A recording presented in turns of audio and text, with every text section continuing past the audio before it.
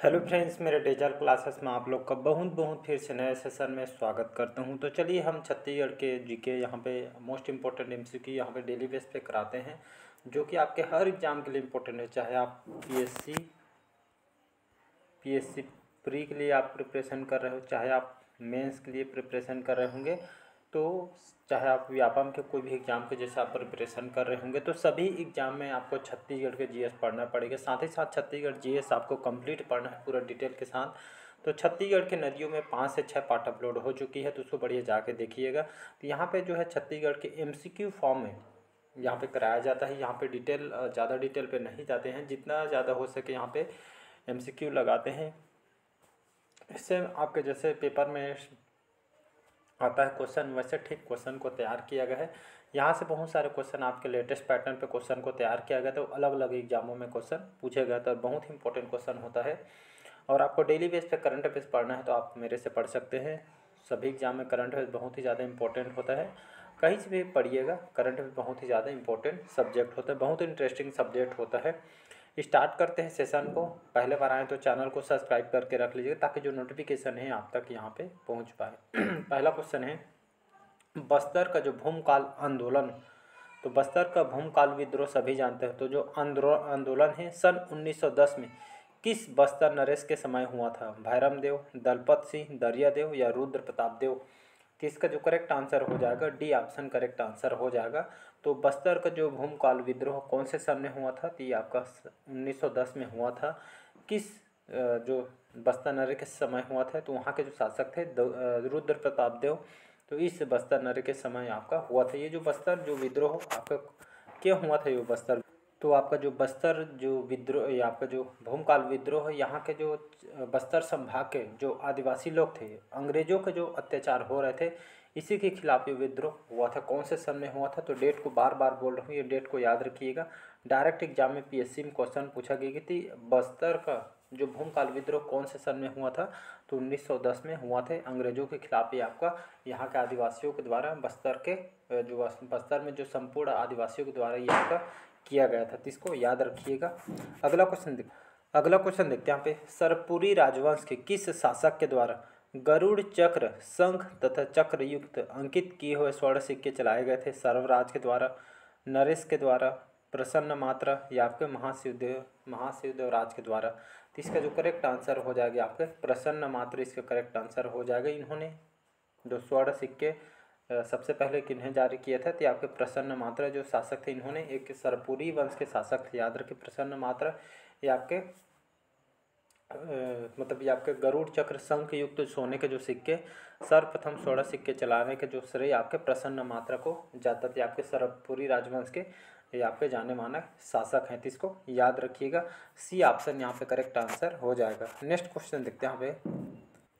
अगला क्वेश्चन देखते हैं यहाँ पे, सरपुरी वंश की राजमुद्रा क्या थी? तो सरपुरी वंश की राजमुद्रा क्या थी? गजलक्ष्मी, सिंह, हाथी या इनमें से कोई नहीं? तो इसका जो करेक्ट आंसर हो जाएगा गजलक्ष्मी, इसका करेक्ट आंसर हो जाएगा। तो सरपुरी वंश की राजमुद्रा आपका गजलक्ष्मी थी। तो याद रखिए सरपुरी वंश की राजमुद्रा गजलक्ष्मी थी। जहाँ पे जो राजमुद्रा में ये आपका गजलक्ष्मी थी, और सरपुरी वंश के यहाँ पे जो सिक्के थे उसमें श्री जाजल्ल देव करके यहाँ पे चित्र अंकित करवाए हुए थे। तो सरपुरी वंश की राजमुद्रा यहाँ पे गजलक्ष्मी है, जिसको आपको याद रखना है। नेक्स्ट क्वेश्चन देखते हैं यहाँ पे। अगला क्वेश्चन देखते हैं यहाँ पे, निम्नलिखित में से छत्तीसगढ़ के किस स्थान से राजा वराहराज के स्वर्ण सिक्के प्राप्त हुए? एड़ंगा से, आरंग से, राजिम से या बानाबरत से? तो इसका जो करेक्ट आंसर हो जाएगा एड़ंगा, जो एड़ंगा है यहाँ से, जो कि छत्तीसगढ़ के जो एड़ंगा यहाँ से जो वराहराज है, राजा वराहराज के स्वर्ण सिक्के यहाँ से प्राप्त हुए हैं, साक्ष्य यहाँ से प्राप्त हुए हैं। तो इसको याद रखिए एड़ंगा से। तो इसको याद रखिएगा, ये ऑप्शन करेक्ट आंसर। स्वर्ण सिक्के जानकारी यहाँ से पता चला है, यहाँ के अभिलेख से। तो इसको याद रखिएगा। अगला क्वेश्चन देखते हैं, निम्नलिखित में से किस स्थान से प्राप्त अभिलेख की शुरुआत विजेता थे, विजेता है और विजेता रहेंगे शब्द होती है? रिद्धिपुर, पोड़ागढ़, केसरी बेड़ा या पाड़िया पाथर से? पांडिया पाथर है। तो इसका जो करेक्ट आंसर हो जाएगा पोड़ागढ़ जो अभिलेख है, किस स्थान से प्राप्त हुए? तो पोड़ाकोट जो अभिलेख की जो शुरुआत है इसमें विजेता थे, विजेता है और विजेता रहेंगे शब्द की यहाँ पर उत्पत्ति ये जानकारी मिलती है पोड़ागढ़ अभिलेख से। इसको याद रखिएगा। अगला क्वेश्चन देखते हैं यहाँ पे, अडभार ताम्रपत्र किनसे संबंधित है? तिवरदेव से, चंद्रगुप्त, हर्षगुप्त या नन्नराज? तो इसका जो करेक्ट आंसर हो जाएगा तो अडभार जो ताम्रपत्र है, यहाँ पे ये जो ताम्रपत्र इसमें क्या प्रदर्शित किया है और किससे संबंधित है? तो ये आपका नन्नराज के बारे में आपका प्रदर्शित करते हैं। तो नन्नराज कौन थे? तो आपका तिवरदेव के ये आपका पुत्र था। याद रखिए जो अभिलेख में बताया गया है जो तिवरदेव के पुत्र नन्नराज के बारे में अडभार ताम्रपत्र के में बताया गया है। तो तिवरदेव का पुत्र कौन था? तो नन्नराज इसके पुत्र है। तो इसको याद रखना है आपको। अगला क्वेश्चन देखते हैं यहाँ पे, निम्नलिखित में से किस शासक के द्वारा जारी किए गए जो सिक्कों पर पहली बार प्राकृत के स्थान पर संस्कृत भाषा का प्रयोग किया गया है? प्रसन्न मात्र, भवदत्त वर्मन, सरबराज या पृथ्वीदेव द्वितीय? तो इसका जो करेक्ट आंसर हो जाएगा सरबराज इसका करेक्ट आंसर हो जाएगा। सरवपुरी वंश के जो संस्थापक जो सरबराज हैं, इस शासक के द्वारा जारी किए जो सिक्कों पर पहली बार प्राकृतिक के स्थान पर संस्कृत भाषा का प्रयोग किया गया था। कहने का मतलब यहाँ पे जो सरबराज है, सरवपुरी वंश के आपके संस्थापक कहा जाता है सरबराज को। और जो सिक्के जो प्राप्त हुए यहाँ पे जो इनके द्वारा जो शासन कर रहे थे, उस सिक्कों पर जो पहली बार प्राकृतिक के स्थान पर संस्कृत भाषा का प्रयोग किया। मतलब कहने का मतलब जो सिक्के हुए थे तो वहाँ पे जो सिक्का है ये आपका जितने भी जो जैसे हमारे जो पैसा 1 रुपया ऐसे 2 रुपया ऐसे करके लिखा रहता है तो उसमें संस्कृत भाषा में लिखा हुआ, मतलब यहाँ पे जो प्राकृतिक के स्थान पर आपके संस्कृत भाषा को उसमें प्रयोग करवाया गया था। तो इसको याद रखिए, सरबराज इसका करेक्ट आंसर हो जाएगा। तो इसको याद रखिएगा। और सरवपुरी वंश की बात करूँ तो लगभग 5वीं से 6वीं शताब्दी तब इन्होंने छत्तीसगढ़ में शासन किए है। आपके इन्होंने संबलपुर तक, इन्होंने जो सरवपुरी वंश के शासक यहाँ पे संबलपुर तक शासन इन्होंने किया है। और ये आपका देखेंगे तो सरवपुरी वंश के जो शासक हैं सरबराज, ये आपके विष्णु भगवान, याद रखिएगा कौन से भगवान के उपासक थे? तो याद रखिए भगवान विष्णु जी के उपासक थे। तो इसको याद रखिएगा, सी ऑप्शन करेक्ट आंसर हो जाएगा। नेक्स्ट क्वेश्चन देखते हैं। अगला क्वेश्चन देखते हैं यहाँ पे, प्रसन्नपुर शहर की स्थापना किसने की थी? सरबराज ने, नरेंद्र ने, प्रसन्न मात्र ने, सुदेवराज ने? तो इसका जो करेक्ट आंसर हो जाएगा यहाँ पे प्रसन्न मात्र इसका करेक्ट आंसर हो जाएगा। तो याद रखें प्रसन्नपुर शहर के जो स्थापना इन्होंने प्रसन्न मात्र ने की। प्रसन्नपुर शहर मतलब ये जो है वर्तमान में इसको 1 मिनट मल्हार के नाम से इसको जाना जाता है। याद रखिएगा मल्हार। तो प्रसन्नपुर उस समय इसको मल्हार के नाम से जाना था। तो प्रसन्न मात्र ने इसको बसाया था, इसकी स्थापना की थी। और आपका निडीला अब इसको लीलागर, याद रखिएगा पहले इसको निडीला नदी के नाम से जाना जाता था, अब इसको लीलागर नदी के नाम से जाना जाता है। तो लीलागर नदी के किनारे आपका जो प्रसन्नपुर शहर है ये आपका बसा हुआ है। अब प्रसन्न मात्र ने स्थापना किया गया था। तो इसको याद रखिएगा।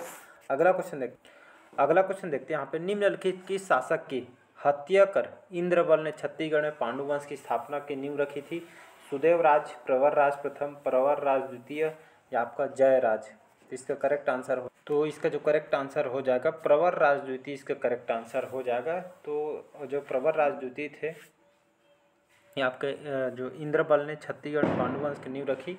और पांडुवंश के जो ये अंतिम शासक भी प्रवरराज द्वितीय थे, इसको याद रखिएगा। तो निम्नलिखित किस शासक के हत्या कर इंद्रबल ने छत्तीसगढ़ पांडुवंश की नींव रखी? तो प्रवरराज द्वितीय इसका करेक्ट आंसर हो जाएगा। तो ये आपका ये अंतिम शासक भी इनको कहा जाता है। लेकिन आगे बुक में पढ़ेंगे जो पांडुवंश के जो स्थापना उदयन ने की है। याद रखें उदयन ने पांडुवंश की स्थापना की थी 5वीं से 6ठी शताब्दी में। तो इसको याद रखिएगा। तो इस हिसाब से क्वेश्चन को देख के लीजिएगा जो भी ऑप्शन रहेगा। तो 5वीं से 6वीं शताब्दी में ईस्वी में स्थापना उदयन ने पांडुवंश की स्थापना की थी। लेकिन पांडुवंश को जो नींव आपका प्रवरराज द्वितीय ने इन्होंने की थी आपका। तो इसको याद रखें। तो यहाँ पे इंद्रबल ने छत्तीसगढ़ पांडुवंश की नींव रखी थी प्रवरराज द्वितीय को ख़त्म करके उनके हत्या करके। तो इसको याद रखना है आप। अगला क्वेश्चन देखते हैं, पांडुवंशी जो शासक भरत बल की जो रानी का क्या नाम था, जो सरपुरी वंश की थी?